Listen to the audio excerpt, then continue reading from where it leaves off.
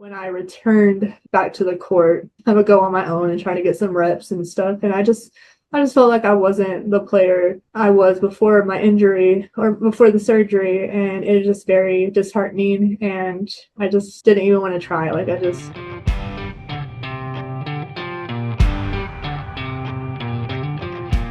Today on the show, I'm talking with former high school volleyball standout and the current head volleyball coach at Sul Ross State University. Hollie King is up next.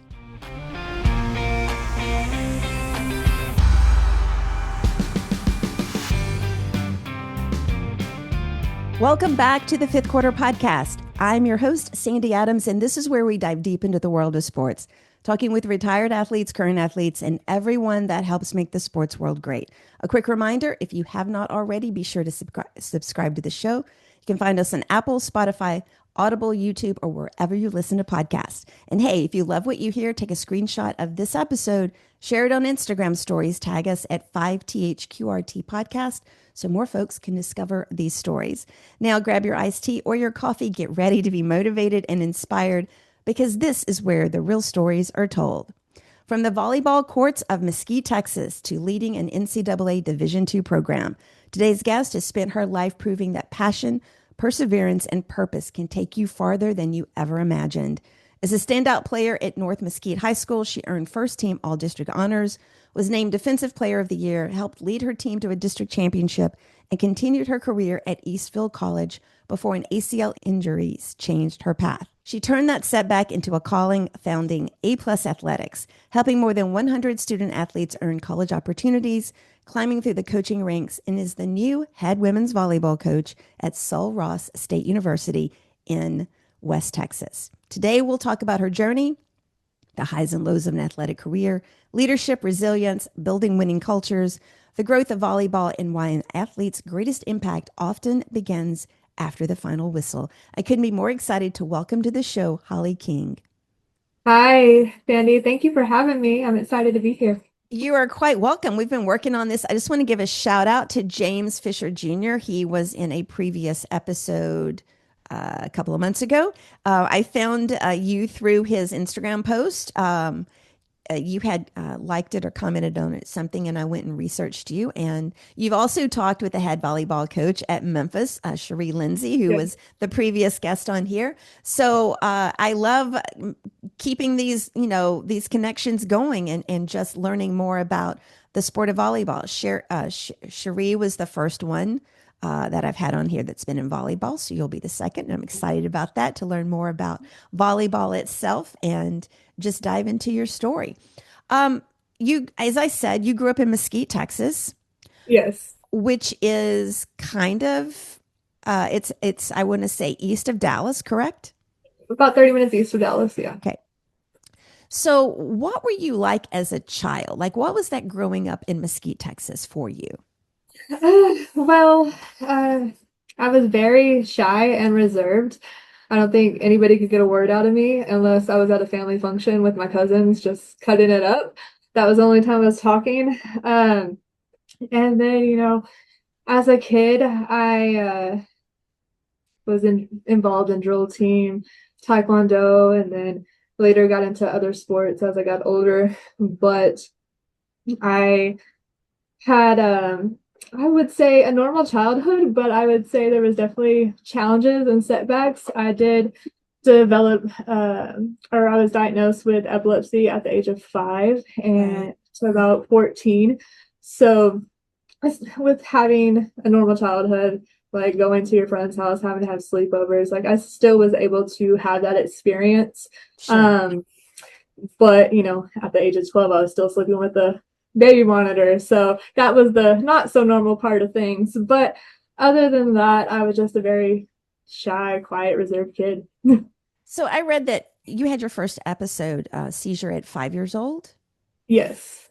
What do you remember about that, or what have your parents shared with you about that night?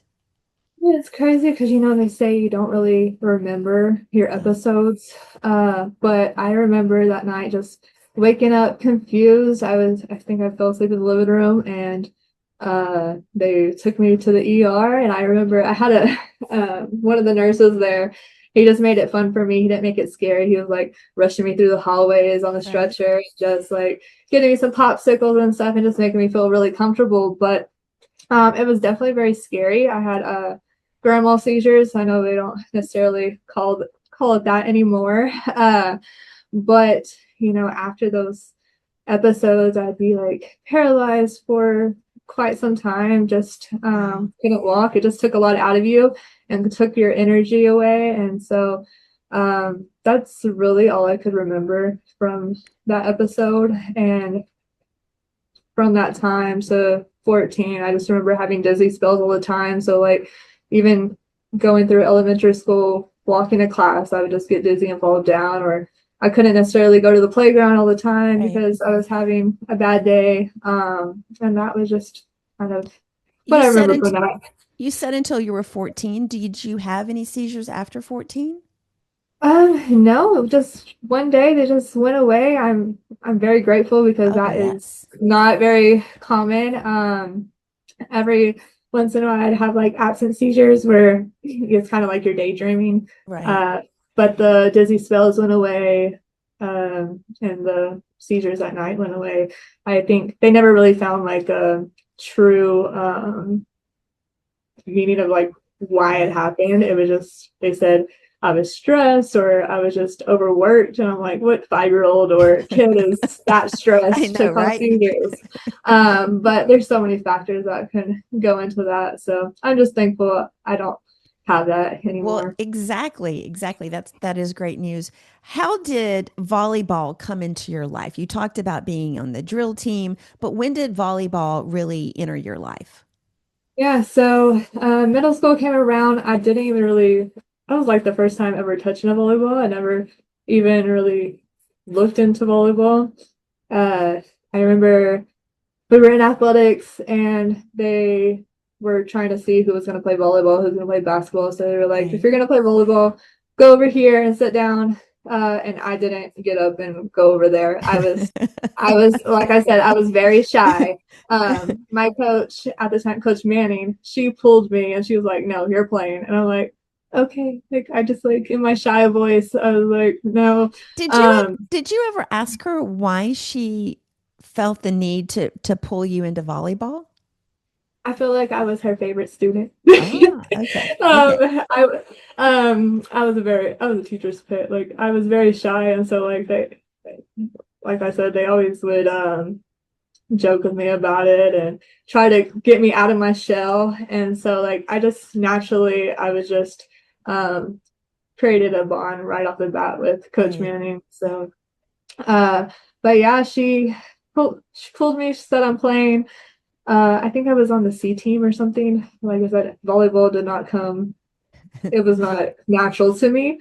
But I ended up loving it. I haven't stopped playing since. So What did you love about it so much? I feel like it was just my safe space and my element when I was on the court. I wasn't the shy kid when I was on the court. I was very vocal. I was having fun. I was just able to just be my true self. And even like when I'm on the court, like I don't even hear the sidelines Interesting. or people in the stands. Like it's just me in the game. And so I feel like escaping from all the hardships and Sure. everything, um, and just all the things that I went through. I feel like it was just my outlet. So I read that you were told that you would never be playing on a varsity team because of your seizures. When did that Yes. happen specifically? Before I went into high school, I was told they didn't think I would play in high school, let alone even at the collegiate level. And I just wanted to prove them wrong. Right. I was always a hard worker, and despite the challenges and stuff, like nothing was gonna stop me. Like I just wanted to keep going, and I'm glad I did. Well, I'm sure everybody is glad that you did. One of the things, did you stop doing anything else? Was it just volleyball or did you continue any other sports? Yeah, so I played in middle school. Back in the day, we had to play everything. So I was in basketball. I was in track. I was not fast at all.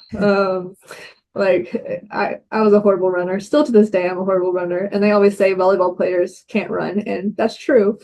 We can sprint. That's about it. Sure. But even in basketball, like I was aggressive in basketball, and that's not my personality at all.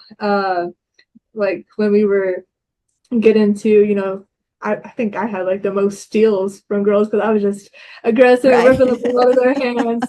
And they were like, who is this girl? Like, that is not Hollie. Like, and then outside of that, I'm like this sweet, shy, like innocent girl. Right.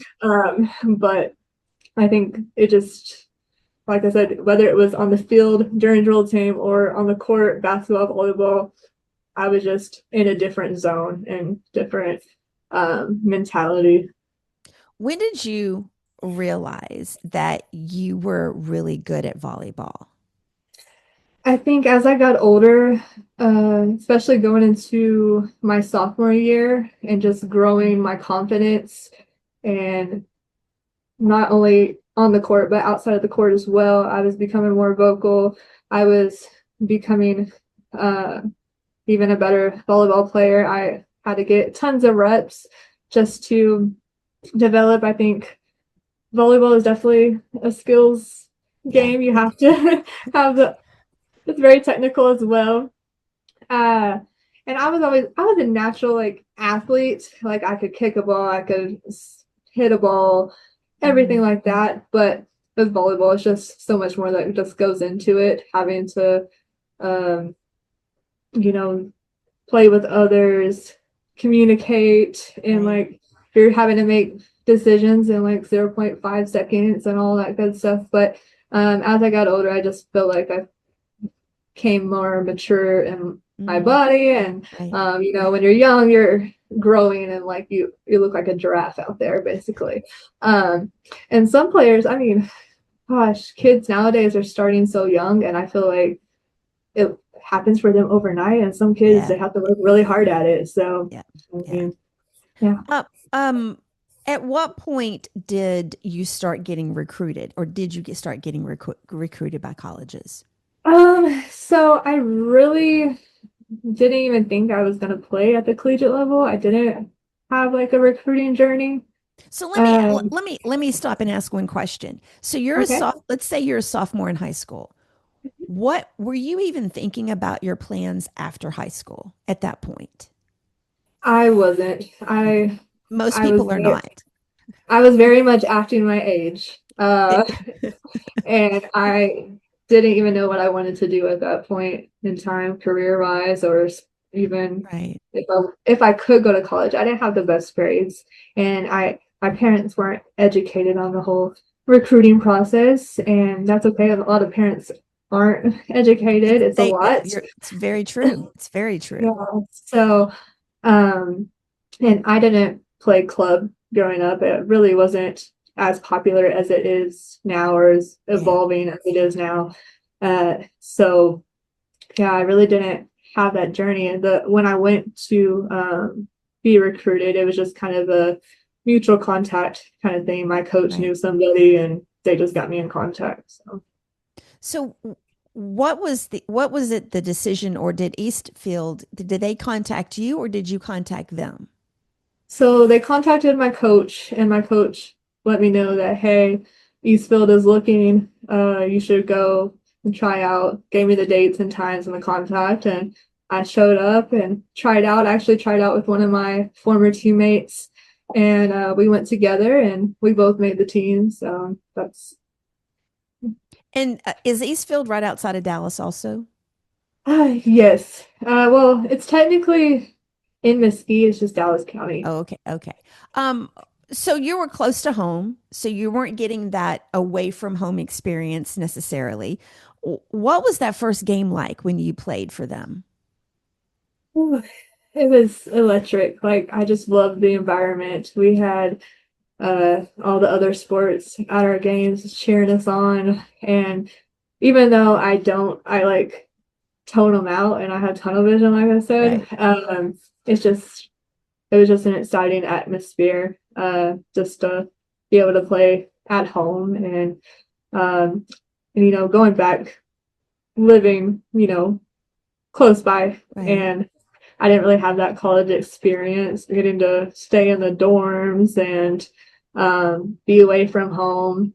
I I never really got a chance to get out of my comfort zone. I always kind of stayed Yeah. in the room. So So you did tear your ACL, and yes, that was your freshman year. yes. When did that happen, and what was kind of the situation that brought that about? Yeah, so my freshman year, I was having a great season. I earned the starting libero position, and I was, having a successful season with it wasn't even halfway through the season. I was already at 285 digs, and so I think it was our pink out game. And towards the end of the game, my knee went left Oh, and I went oh, right. oh, that makes me hurt. And I just knew that was it. Like from seventh grade to that point, Hmm. my knee would always pop in, pop out towards the end of the season. I know it's a little crazy, but and so like I would go to rehab and the trainer at school and, basically put in a band-aid on it and I'm good to go. I'd be on Right, crutches for a little bit. So me right. and crutches are very familiar with each other. Um, they used to call me Hopalina because I was always on crutches. Um, and I'd even decorate my crutches. They had at Eastfield, I had pink crutches. I put duct Oh tape my around them. God. Okay, that's funny. Um, but during that time, it was very devastating. Like, so after um, that, I even tried to get back up and play again, like put some pressure on it, and I just couldn't. I think that was just the adrenaline It going was, through yes, me. yes. And so I sat on the bench and just, they finished out the game, just had to sit there and cheer them on and be the best team that I could at that time with Right. just all the emotions. And then later I went to the ER to get it checked out. They sent a referral over to the orthopedic, and we just decided that it was time to kind of stop putting band-aids on it and Right. get it back to, you know, get it all tied up. Did you try to rehab it and come back to play volleyball? Yeah, so after surgery, like even the day after surgery, I was trying to walk. Like I was so devastated and I was so determined to just get back to it. Even though they said I shouldn't be walking or anything, I was just like, I'm a try. I couldn't put pressure on it. And then I did go to physical therapy. That was brutal. It was so painful. And I at that time I was young. I still an adult, but I just didn't take Sure. physical therapy as serious as I should have. I did end up finishing it, but when I returned back to the court, I would go on my own and try to get some reps and stuff. And I just felt like I wasn't the player I was before my injury or before the surgery, and it was just very disheartening. And I just didn't even want to try. I didn't really. I had support, like I had my parents who would take me to practice and Right. all the good stuff. But like support comes in so many different ways, It and does. It so does. I It didn't does. have that support mentally, and I didn't have that motivation, like or someone that would believe in me. Like if I said I'm done, then they're like, okay, like there's no like, hey, you got this kind of thing. Right. Right. Um, and I just felt like that's what was missing for me to get back to Do you that. think just listening to you talk and because I've had a lot of athletes on here that have suffered injuries that have ended their careers too. Um, do you think it was more of the mental aspect that couldn't get you back more so than the physical aspect? Yes, absolutely. I just felt like even though like I was cleared to play, but then I knew it was going to take some time to get Mm, back, and it was just very discouraging every time I go dig for a ball. Like yeah. it was painful, and I knew it was going to hurt, but it's just like I just felt like giving up at that time, and like I just didn't. I was just ready to kind of just walk away from it at the time. Just And it that is a common theme too that I hear from other athletes.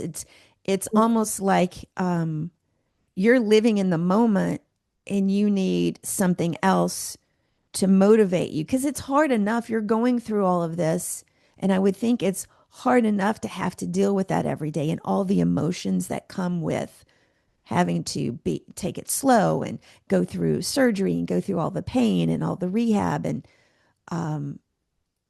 I think as humans, it's hard enough for us to go through life normal, right? And Right. and then you Yeah. add that on to it, and it's even harder to, Yeah, push yourself. And absolutely. Oh, go ahead. no, I was going to say, and you were what, 20, 18, 19, 20? 19, yeah, Yeah. 19. Yeah. Yeah. So, and I feel like God truly gives his um toughest battles to the strongest soldiers. Hmm. And sometimes it's way of God saying you just like sit down and be still. Um, and I wish, saying that now that I would have just kept going instead of just learning how to instead of just slowing down and stopping, just Right. slowing down, taking a breath, and then get back up and keep going. And I feel like athletes nowadays recover so much faster just with all the resources that are They do. available They as do. well. And um, I mean, there are still some athletes who, have career-ending injuries, Mhm. but it's becoming, just a lot less common. And I think, from what I see more so in over the past few years, more colleges, especially Division 1, but I think Division 2 and Division 3 are really starting to do that as well. Strength and conditioning and learning about how you can prepare the human body and yeah, help it recover quicker. I right, think that helps cut down on those injuries. And then, I've listened to so many people, and Penny Hardaway is our basketball coach at Memphis, and he's talked about, you know, he did not take the time to recover from his injuries. And he never really fully recovered. And if he had only taken, extra time after one or two of those, he may have stayed and been able to play at a higher level for a few years longer. And if you right, look at LeBron James, the amount of money that he puts into keeping his body ready physically and mentally, that says a lot. But you look at all these high schools, these middle schools, and there's not a lot of resources, and it's not a lot of education depending on who the coaches are. And they're yep, just trying to do their job. And the right, coaching is not their main job in high school or middle school. right. And it just there's a lot of factors that go into that. So your injury, you decided to stop playing volleyball, Yep. and that's what we call going into your fifth quarter. Now walk us through, like, what was that first year after the surgery and the rehab for you? So, um, after that, after stepping away, um, I ended up, just taking a different path. I ended up getting married, and then I had two children, Skylar and Chandler, who are 11 and 8. Uh, and then I ended up getting a divorce. So I just decided to focus on me and my children. And I went back to school and I was doing lessons. Lord bless my shoulder. I was doing a lot of lessons just to be able to get back to volleyball. Uh, and then, so yeah, I was kind of just taking my own path and just wanting more for my children. They deserve it. So So that's at what point did you decide that you wanted to get into coaching? I wanted to be back in my element, which is the Mhm. court, and I wanted more for these young women and to take my experiences of what I've learned and carry it on to these student athletes Right. and just help them develop not just as athletes, but athletically, academically, Right. personal, and just help them prepare for life. And they may be young and not take advice like I did back in the day, but it is my job just to guide them and give them the best opportunity and help them reach their fullest potential. And that's something that's really meaningful and fulfilling to me as a coach. And people see the highlight players, they see the stars, and but those aren't the majority of the athletes out there. The majority of the athletes are everyday men and women, boys and girls that come from all different types of homes in all different types of areas of the country and have all kinds of issues that they have to deal with growing up. It's hard Right. enough growing up as it is with all the other things that come into that. And I think that it's important to kind of say that your story is not it's not out of the ordinary. It is Right. very much a common story. It may not be the exact details, but it's very much a common story for so many young girls out there.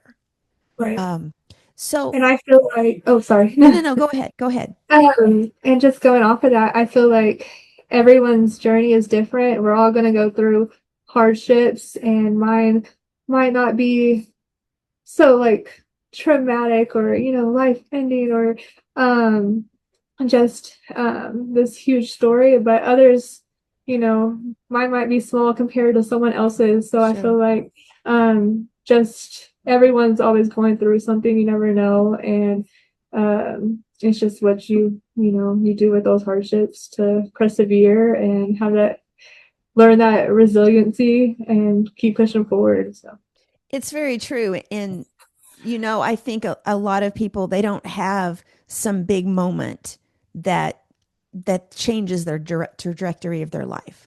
I right, think it's little bitty things that they have to deal with and figure out, where do I go with it? It's almost like a pinball machine. right. You don't know, like you have to make choices with whatever's presented to you at the moment, and then Absolutely. figure out. And for young women specifically, I think it is difficult, especially if you don't always have a lot of the support around you, growing up and doing those things. When how did becoming a mother change your perspective on life? Becoming a mother, um, well, I guess changed the way I coach too. Um, just it's given me more empathy and perspective, and I still have high expectations because I believe in preparing my athletes for success, and I Right. also recognize that every player is someone's daughter, and I Sure. want them to know that they're valued beyond volleyball, and I care about who they become as a woman, and just as much as they perform, how they perform on the court as well. So when you had they're what, 3 years apart in age? Yes. You said 8 and 11. Um, what did you see as your dream for your life after your second child was born? Like I said, I really didn't know what I wanted to do in life. I just knew that I wanted volleyball to be a part of it. Right. And I just wanted to have a better life for my children. Right. And I was, you know, didn't have all the resources, but I just, persevered over everything and just gave them the life that I wanted them to have and that they deserve. And yeah, I just want them to know that like whatever any whatever you go through, like there's gonna be speed bumps and all Right. this Right. things that get in your way. But if you want something, you can have it. You just gotta work really hard, and that goes to show just like my worth ethic in the game as well as life. Like I'm gonna keep Right. working hard until I get what I want. Um, so just so that I understand correctly, when you decided to leave college and you stepped away from playing volleyball, did you at any time play volleyball in any capacity until you picked up coaching? No, like I said, I was just doing private lessons with Okay. anywhere from like 6 year olds to Right. uh collegiate age. But yeah, I didn't pick up a volleyball. I just kind of went down my new path. So when did your first coaching experience happen and how did it come about? So other than just the lessons, I started off with club, with slam volleyball. I was coaching 13-year-olds. That Sure, taught me a bless lot of, your heart. Bless that your taught heart. me a lot of patience. That's when they get into the girl drama and all that good stuff. Lord bless them. Bless your heart. Yes. Um, and then I had got a coaching job at Alpine Montessori school, and I was working with fifth graders. Bless my heart even more. But that was a fun group. And then I was at the high school level. Um, I actually love coaching at the club and high school level. I feel like it's the purest form of athletics and just seeing the joy that they have. But yeah. So when did you take your first coaching job at a college? So I got the opportunity to coach at Dallas Christian College. That was my first opportunity as an assistant coach. Right. Uh, Me and another coach who was named the head coach, we took over mid-season. They had already gone through two coaches before we got there, so really had to dive in and learn everything really quickly, as far as like the back end of things, recruiting, Right. admissions, everything that is not coaching. So I know Cherie, we were talking about, and she said that was one of the shocks that came was all the other things that the coaches have to do that the players really have no idea how it gets done and don't really care. Um, absolutely. I think everywhere I go, so like if nobody knows volleyball or coaching in general, they're like, so you just coach, you don't teach or no. anything like that. I'm like, okay, I am a counselor. I am a nurse at time or Right. trainer. I'm doing travel plans or compliance and recruiting and Yes. Yes. all the A through Z. And So handling the parents in some form or yes. fashion.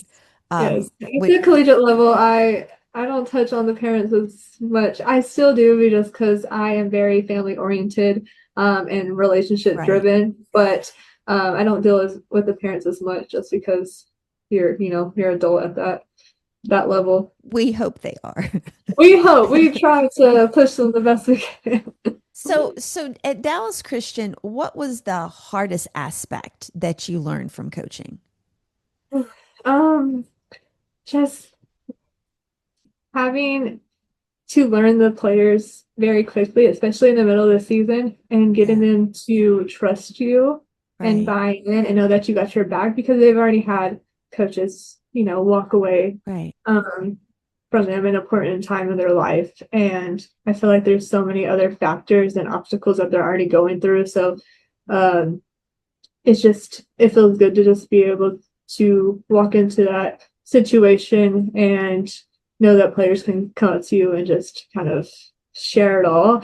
Um, they felt really comfortable with me as soon as I got there, which made me really feel great.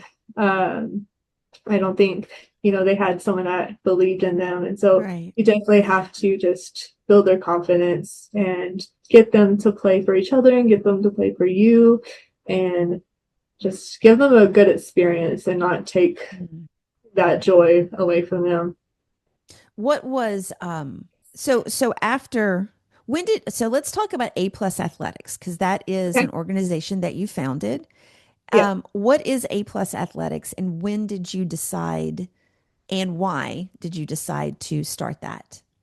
Yeah. So basically just college preparation and recruiting coordinator. I felt like there was a need. I met so many talented athletes who had the ability to play in college but didn't understand the recruiting process, and they didn't have someone guiding them. Sure. So I wanted to create a resource that educated athletes and families while helping them find the right fit and institution that was best for them, not just athletically, but academically as Right. well. It wasn't always about just earning scholarship, but it was opening doors and changing lives through education and volleyball. I was going on college tours myself, just learning about different colleges, admissions Well, that's process. pretty cool, Yeah, though. I was just going to different divisions, different campuses, learning the environment. So that way, when these athletes come to me or their families come to me, I can be like, well, I've been to this location. I can tell you about this area and the Right. demographics and just the academics and everything, and just making sure. I was basically doing the broken leg test for them. And then I was also taking them to camps and different like overnight stays. Like I took a group of athletes to the SFA camp, and so they got the college Okay. experience. SFA is Stephen F. okay. Austin. Okay. Yes. I knew it, I but I apologize. knew it. I just want to make sure everybody else did. Yes, yes. They're Division 1 out in Nacogdoches, Texas, and so they got to experience like the college life and stay in the dorms, and so just creating those experiences and getting them seen, Right. and then just helping them. Like I was helping them send out emails, and then I was helping them learn how to make their own emails. I get Right. I get a lot of emails that are, They they can don't need teach some. that in they don't teach that in school. They do not teach that in No, high they need school a at little all. guidance. No, they don't. They don't. Um, so and then also like my packages included like private lessons and stuff. So I was developing them um with their skills and stuff like that, and evaluating, helping them create highlight films and all that good stuff. So do you still do that? Because do you focus on just the people that are around wherever you live, or do you do it like could they be in another part of the country? Obviously, you can't go with them and take them places, but is it just regulated to the area around where you're living currently? No, I was in all states. I even um helped one of my players get recruited. She was living in Oregon. She actually Wow. went to Oregon State and then one in Wisconsin. So I was just, oh, and then, my packages looked a little different if they were out of state just because I Sure. wasn't able to do lessons or anything with Sure. them. But I'd help them find resources like the right camps to go to that weren't just money grabbers, that were Right. actually beneficial for them and their families. Um, and yeah, so, but I, I did end up stepping away and selling my business just because when okay. I got to the collegiate level, I was kind of, I'm already recruiting and stuff Conflict of like. interest. I get that. Yeah. Yeah, Yeah. I get that. absolutely. I So. am curious, did at what was the years that you were doing this? Because I'm interested about the social media and what high school students are kind of doing now in regards to social media and using that to get recruited. Yeah, so I founded it in 2020, right when COVID happened, just because there was nothing going on, and I was Right, just researching and figuring out what I could do more. Uh, and then I ended up selling around 2024, right when right. before I stepped into my head coaching position. Uh, but as far as like social media, are you just asking like how like their process is going, or like their recruiting, or? Well, how did like what I see is I see some players that have like an Instagram account, but they don't put any of their details in their bio, and they'll have Okay. like four pictures posted on their Instagram account and it's private, and I'm like, how do you think college coaches are going to find you if they don't Yes. know anything about you? Yes, absolutely. I see that all the time. And I post on social media quite often. I'm trying to be more consistent and posting more information, but I'm always putting out recruiting advice. I don't like to gatekeep. I feel like, Sure. I want to help everybody succeed. But I do see that. So, like, if you're going to have a volleyball Instagram, you need to make it public. I would suggest having your first and last name, not like a nickname or anything, because Exactly. when we search you, we're not going to look up um, Sky I or know. KK or whatever the names are. And then have your grad year. You can even put your height, even if you're 5'2". And then don't lie about your height a lot. Right. So when I'm recruiting and I've had these conversations, I'm like, "Are you 6'2" or is that your volleyball height?" Because we can tell in person. I'm pretty good. I feel like I have like a tape measure in my head at all times. Like I can pinpoint if you're five How nine. tall are you? I'm 5'6", so Okay. But I mean, yeah, you're right. After you look at enough people, you can yeah. kind of gauge how tall somebody is. Yes, I get all the time. So when I'm out and I'm like, "Oh, I'm a college coach," and they're like, "Well, you're pretty short." I'm like, "I thought I was 6 foot. What are you talking about?" Like, I play big, but that's just the misconception of just there's a lot of Sure, undersized sure. players nowadays. It's just like how athletic are you? Um, but I didn't have to worry about jumping too much, so I stayed from curb level. But yeah, I think on social media too, a lot of players will try to like send their Instagram clips in their email, and a lot of the times that clip on Instagram is very small, so we can't see Yeah. it. So we always suggest like having a huddle or your field level or university athlete. All those services are free. I know there's like you can purchase more if you want more Right. out of the app, Right. but there are free versions or YouTube is free. So Well, yeah. so What do you think parents misunderstand the most about the college recruiting process? whew, that's a good question. I think many parents believe it's only about how talented their Mhm. child is. Yeah. And talent definitely matters, but coaches are looking at the intangibles, how they treat their teammates, how they treat their Yes. parents. I've had coaches tell me that they stopped recruiting a kid because they asked their parent to go fill up their water bottle. They didn't do it themselves. Yes, But it tells you a lot. It tells you a lot about the person. Those little bitty yes, details do. absolutely, and just how they are on the sidelines. Like a lot of um, coaches, we only get time to watch you warm up or if you're on the sideline and you don't play, but how are you as a teammate? Are you putting the team first and not just like we watch your body language, how are you shrugging and just kind of rolling your eyes on the Right. sideline? We also recruit parents. Like if the parents is like yelling at the ref or yelling at the coach, I've had we're, so many coaches yeah, say that they watch the parents also. yes.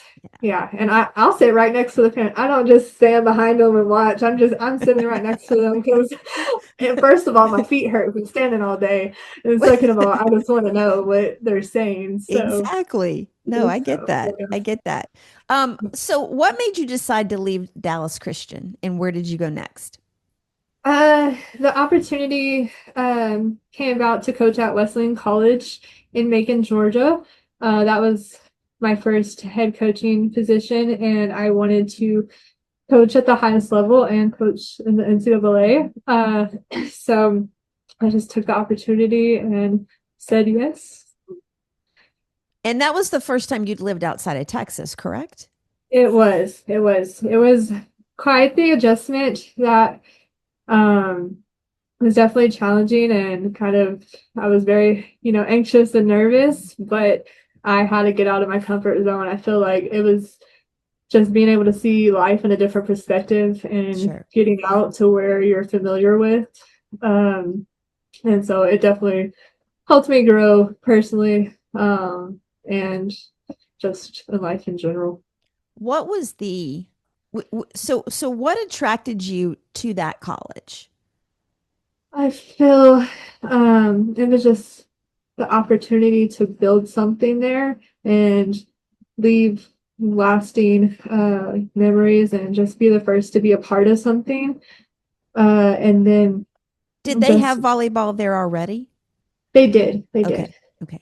Yeah. So when I started there, I didn't, I didn't have the finished product. I had to start with the foundation and then slowly build the empire. Uh, So for people out there, what do you mean by the foundation?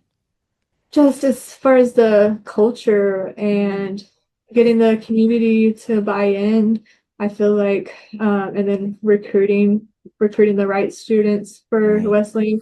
Wesleyan College is different. It's not for everybody, but it is for some.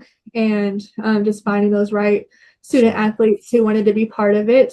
I think um, when you're building something and you're recruiting, you know, athlete's going to look at the record as soon as, when Yes. they're researching a school. And when you're having those conversations with them, be like, you're going to be the first to be able to be part of something new, and Right. you could have the chance to put banners on the wall. And it's just all about relationships as well, just creating those long lasting relationships, and leaving the program better than Yes. where it Yes. started. So Yes. You were there just under 2 years, but you did a whole lot. So, yes. as I learned, well, I already know that there's a difference between beach volleyball and court volleyball. I do know that. Yes. But why? So, you started a beach volleyball program at Wesleyan, correct? Yes. What was the motivation to do that? I mean, you're coming in as the head coach and you've got a regular volleyball team, and then you want to start an additional volleyball team that's just beach. What Yes. was the motivation for that? So, as well, President Megan Blight, she is doing an amazing job at Wesleyan College, just with her leadership and the way she's just pouring into athletics. Right. And she told me, she was like, "Hey, I want to add another sport. Would you start the beach program for me?" And I was like, "Yeah, absolutely." I had never played beach before. I never coached beach, so I did a lot of research and just studying and learning the game. It's different. It's Cherie gave me a lesson in how different it was, which I didn't even think about. Yes. Yes, there is a quite a lot of different rules. Like I can't even coach in a game. Like I can't say it's in or out, nothing. And that was really hard for me. Oh, that's Like crazy. yes, because it's a player-led sport. You have 30 seconds to talk to them every 7 points, like when it's accumulated every 7 points. So if one side had five, the other side had two, then we switch sides. But you get 30 seconds to talk to them, and you Okay, can't even that's really pull them just off the court. crazy. That's Yes. just crazy. All the officials would be like, "Coach, you're not supposed to say anything." I was like, I put a clipboard over my face, like, I don't know what you're talking about. But beach, it was just a great experience. And truly, I loved it. But President Megan White, she gave me the opportunity to run with it both indoor and beach. Right. And I told her I could do it. And it was a great environment. Everybody loved it. The community loved the beach program. I tell you, it was just electric. Even with indoor, I think they've never seen the stands filled at Wesleyan College, but volleyball had the most in the stands out of all That's sports, and it was just a fun environment. And even like in beach, they had all their lawn chairs out, and the music was going, because you can play music the whole time I during know beach, it's just and it's crazy. just chill. So, but yeah, she's pouring into athletics there, and she just really just gave me all the tools and resources and support, and just said, "Hey, run with it." So I um, had a lot of success, and I was really proud of all the accomplishments there.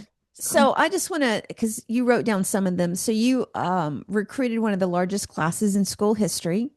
Was yes. that just for regular volleyball, or was it for both regular and beach or court and beach? So that was just for indoor. A lot of my players were crossover players. Some of them didn't play Ah, beach. So while I was building it, I was just having like my indoor. sure.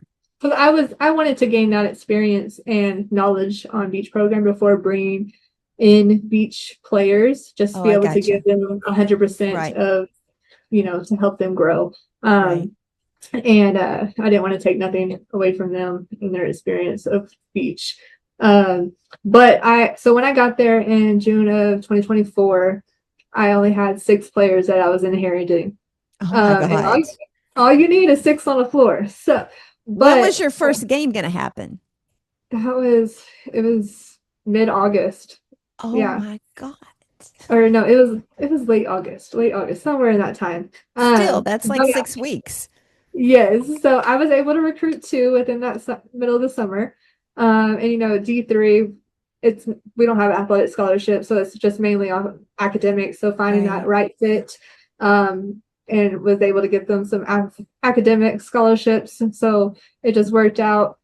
That was a great team. They had a lot of hardships, just as being a small team. Right. A fresh team is going to outwork a tired team, even though they were in shape. They were very conditioned. But everywhere we go, even officials or parents from other teams, they commended them every time we would go out for a away game, just how they were as teammates and how they were scrappy and they never gave up. And Wow. that's just they represented Wesleyan in Sure. just a great way. And I commend them for getting through that. I mean, we even took sets from teams with just 6 players sometimes. Like my libero had to play all the way around at one point. So you can imagine a 5 foot libero at the front row. I mean, there was only so much we could do, but it just everybody like when the officials would say like they've been watching these teams forever because in Georgia volleyball is growing but it's small, so a lot Right. of officials will see the same teams for years, and they were like, this team just looks like they're having fun and Aw. having a good experience, and like they never seen that from Wesleyan College, so that just really meant more to me than just the overall like wins. Sure. Okay, so what made you decide? Because you left Wesleyan and you went to Sul Ross State, which is hard for me to say. So you go from Georgia to West Texas, Yes. Southwest Texas, I want to say. Yeah. How did that opportunity come about? Were you looking for it, and what made you decide to do it? Yeah, so I didn't think I would go back to Texas so soon. I ended up loving the Southeast and just Georgia in general. Um, made like my true family out there. Like I created my own family and found my home church and everything out Right. there. Like me and my pastor are basically sisters, and I Oh, cherish that. We talk every week. But what made me make that decision to step in to move out to Alpine to West Texas and to take this opportunity is just another challenge to build a program from the ground up. Um, the university is at an exciting time right now with they were in the provisional 3 year time to transition to Division II in the Lone Star Conference. mhm. And the Lone Star Conference has been around since 1931, and it's one of the strongest, most competitive Division II conferences ever. And so that really excited me for that. I necessarily wasn't looking. I was just, the opportunity came and I just decided like to go for it. It was um, hard to step away from Wesleyan just because I've created just lifelong like Right. those relationships. But in order to grow, I had to definitely make that next step, and I think I was ready for it. It's definitely, it is scary at times just being a head coach at the one of the strongest conferences and the next level, just because there's a lot of responsibility, a lot of eyes on you. And sorry, my computer went. um, and so like every little thing you do, every decision you make, is solely on you, and you're responsible for the student athletes. And but I'm excited to be here and Did they just be able did to. Oh, go ahead. did they already have a volleyball program?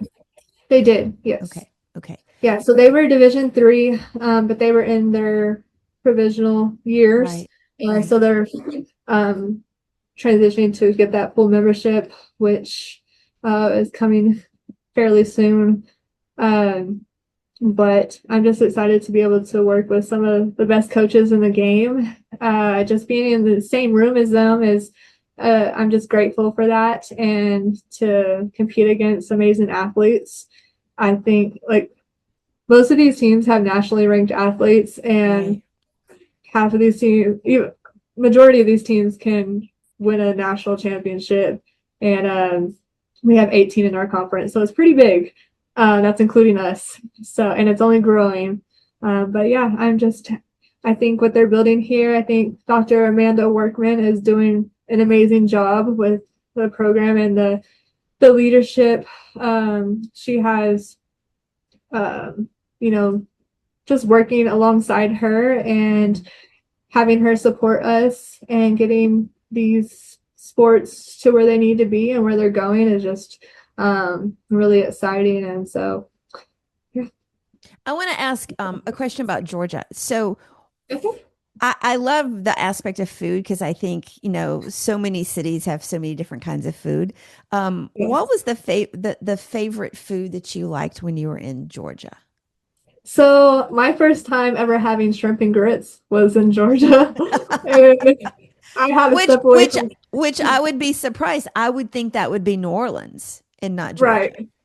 Yes. I actually did go to New Orleans a few years ago and that was great. Just for the food. But yeah, shrimp and grits. I had to step away, even though my heart loved the grits, but it wasn't very it didn't like me back, I guess. Right.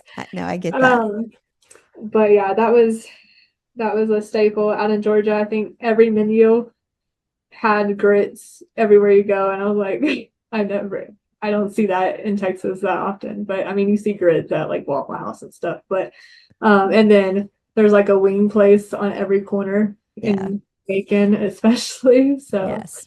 but So yeah, so let's talk about where you are now. It's near for those out there wanting to look it up. It's not very far from Marfa, Texas. So you are technically in Alpine, Texas. And to me, I look at it as it's just basically in the middle of nowhere yes. because West Texas, especially the southern portion, there's a lot of open land everywhere. There is. There is. When I was driving out here, so I made the drive from Georgia to Alpine. I didn't fly. Bless your Um, heart. Can I just say that? I've driven across Texas by myself, and I yeah. know what that's like. Yes. Yeah, so when I got here, so it's about like 2 hours from Midland or Odessa, Yes. where the oil fields are. That's where I think most people are familiar with. Um, I will say this is probably before your time. Friday Night Lights, the TV series. I want to say it was filmed, I want to say outside of Austin, but it's based, or maybe it was filmed in Odessa, but it's okay. basically supposed to be around Odessa, Texas. Okay. I Have you? think I maybe heard of it, but I would have to That's see. okay. That's okay. It's a really good series and you should watch it, okay? I It, definitely it's will look it's into been off that. for years, but it's a really, really good and it's about Texas football, but it's basically set in like Odessa, Texas, and you get that feeling of this town in the middle of nowhere. So that's always what I think of when I think of West Texas. Okay, but Absolutely. No, it is definitely in the middle of nowhere, like, but the scenery is so beautiful. Like when I was driving through and I got to, when you lose your service and you're getting through the yes. mountains. I didn't know Texas had mountains. This is my first time in West Texas. But we have a lot of wildlife. Like there's always deer or pigs on campus running around. I think I have like 10 to 15 on my morning walks. And so, and then just, it's a very community-based family Right. oriented town. We have a farmers market every Saturday for like, and all the kids are out there with, and then just, they got the booth set up. They're selling their homemade little Is crochet. it a really big, I mean, is it pretty big town? No, you could blink and see the whole Yeah. town. So, but yeah, there's not a lot to do. Like our closest Walmart is about an hour away. And we have some dollar stores and a Lowe's, which is like a Kroger's Yeah. market in town. Uh, but yeah, so we do have college rodeo. We're actually the birthplace of college rodeo, so that's something that I may students hit can you up do. on that.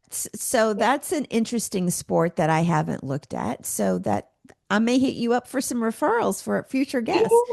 Yeah, absolutely.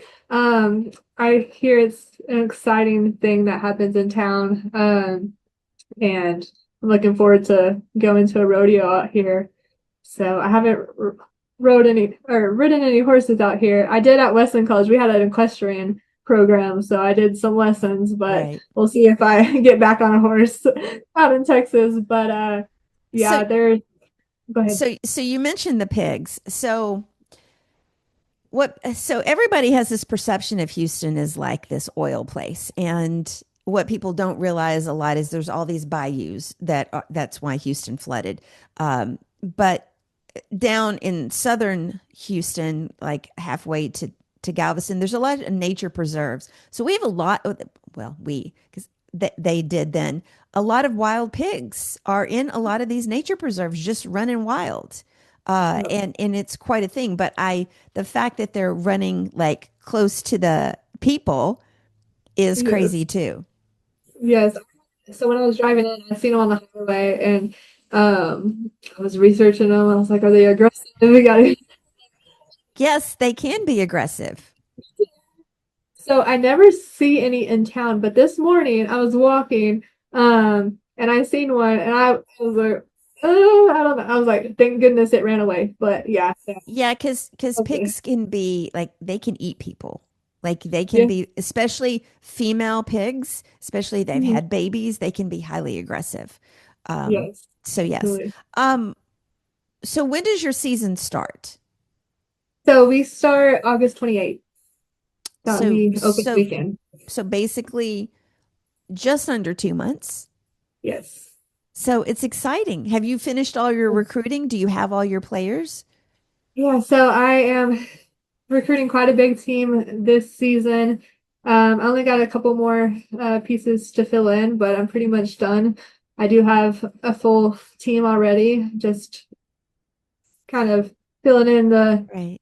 some key quality pieces.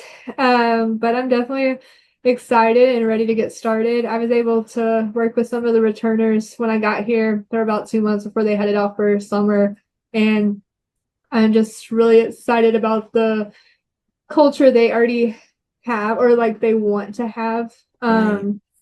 And just carrying that on into the new season. They're very self-driven and they hold each other accountable and they're self-accountable, and I don't have to tell them to, do anything. Like they just know like they want Right. more and they just want to be competitive and have a great experience. And I'm definitely on the same board. I feel like I just want to support them and give them the best um, years that they, you know, have at this time. So So you, as a head coach, how do you balance pushing the athletes to be better, but also protecting their confidence? yeah, I think athletes deserve honesty, and but they also deserve to know that you believe in them. Mm, And I can challenge a player because she knows I'm doing it because I want her to grow and I care about her, and not tear her down. I feel like volleyball is a game of mistakes, and I always tell my players, I'm like, hey, we're human. We're gonna make mistakes. We're gonna have bad days. And it's just how we push forward and having that next ball mentality. Like once that ball leaves our hands, there's nothing we can do about it except move on to the next point. And I feel like volleyball should have a last name and it should be mistakes because it's just part of the game. Like one team has to make more mistakes sure. than the other to get the win. So, and even pro players make mistakes. I try to instill that, especially in the younger players too. They get so flustered and embarrassed when Well, they make sure. mistakes. And I'm like, mistakes are welcome in my gym. You gotta go through it to grow through it. So just supporting them mentally and not just tearing them down. How has so if your players, if I ask your players to describe you in 3 words, what would you think they would say? I feel like they would say I'm very supportive, I'm trustworthy, and I am competitive. Uh, just a funny story, like we were at a team bonding and it was just bingo, like the like you're doing the bingo off of like if someone is left-hander or they like coffee or whatever. And so as they're explaining the rules, I'm already marking down who has it. And by the time we stand up out of their chairs, I'm like, bingo. And they're like, dang, Coach Hollie, you're competitive. I'm like, yeah, I was trying to win my daughter some candy. I don't care if it's volleyball or if it's bingo. I'm going to get the win. So So if I could, so let's look back. So looking back at basically your career, your life up until now, was there one pivot or one decision or one conversation or one whatever that you feel really changed the trajectory of your life more than anything else? Um, I feel like it was, you know, just with the injury at the time, I thought like that was the worst thing that ever happened to Right. me. And I thought I had lost the future I had planned, even though I really didn't think I would be a coach, but just the future in general, just Right. nothing lined up. But I feel like um it just redirected me and toward my true purpose. I feel like it just the world aligned to where I needed to be.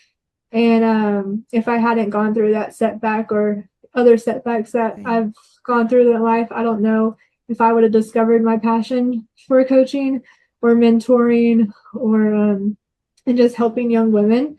And sometimes, things that kind of break your heart are gonna Yes. just prepare you to shape your purpose and just trusting God's plan and being patient and just keep going. So who do you think believed in you before you fully believed in yourself? Is there one person? Yeah, I feel like my kids always believed in me. They're always like, "Mom, you can do it." I Whether love it's the fact that they motivate you. I love yeah, that. yes, even if it's doing my daughter's hair, I'm not the best at hair. I couldn't even watch a YouTube video and do her hair, but she'd be like, "Mom, you can do it," or "Mom, you're just not doing it right, but we can try this way." Like she's And very how old motivated. is she? So How old is she? she'll be 9 next month. Oh my God. So I just feel like even though they're this size, like I look up to them as well because they're always just so positive and just pushing me to be better. And just, we kind of just piggyback off each other. I want better for them and they want better for me. Like I think even when she's at school, all her teachers are like, "Oh, she's always saying to her friends, my mom's a college coach and let's put her Okay, on the that's gonna make team." me cry. So I want you to realize that she is a reflection of you. Yeah. She learned, and so did your son. They learned that from you And enough that they can give I it feel like back to you. my son has gone through a lot with me. My daughter, she doesn't, just remember that Right. much, even though they're only 3 years apart, but they definitely gone through it and we've just learned together and um this career is very demanding and so they definitely have been trained to be coaches' kids. I'll take them along recruiting with me sometimes, or they'll go to camps and they'll just hang out in the coaches' lounge. But like, I always get compliments about like they're just so well behaved, and I'm like, that's just how it has to be. They have to you know go through it with me. So it's a journey You have together.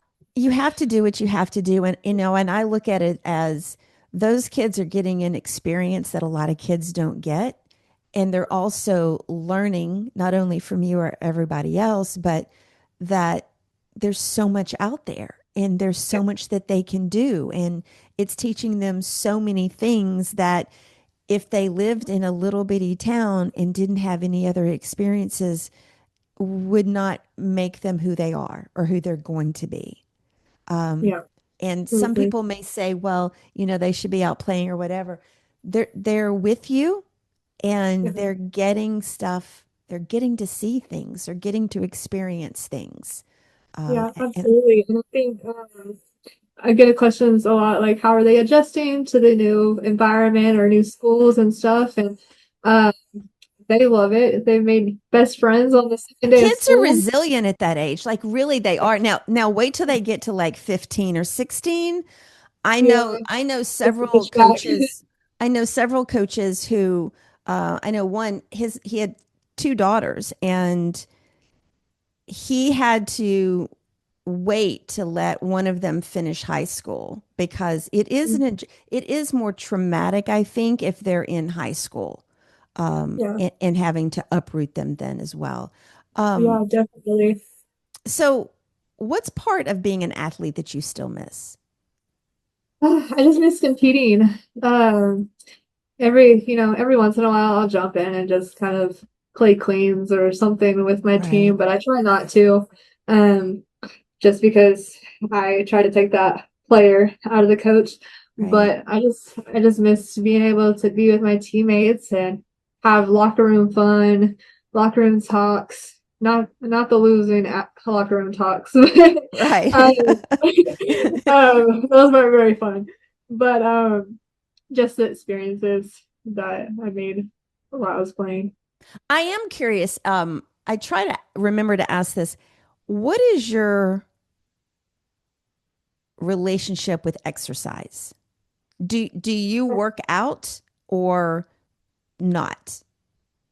Yeah, so I definitely try to I stay active. I try to lead by example. Like Mm. I want my players to see me just um always being, that example. Right. Um Early mornings, waking up, still disciplined, like but at the end of the day, sometimes I even tell my players this motivation is not going to be there every single day, but Sure. you have to be disciplined. And I I don't want to be that coach that just tells you something and I'm not doing it. Sure. Like Sure. go run, do a 50 burpees for what, or run the bleachers with a 50-pound weight, and the coach is like, I'm not doing that. Like I did that in my past. I'm like, yeah, but you have to. I feel like I get out there and show them how to do it or explain how to do it. I'm very technical and hands-on. I use a lot of Right. like metaphors and stuff like that and just different analogies. But I definitely stay active and try to. I'm not. I wouldn't say I'm high school volleyball ready, but Right. I Right. do. I do stay in shape and work out.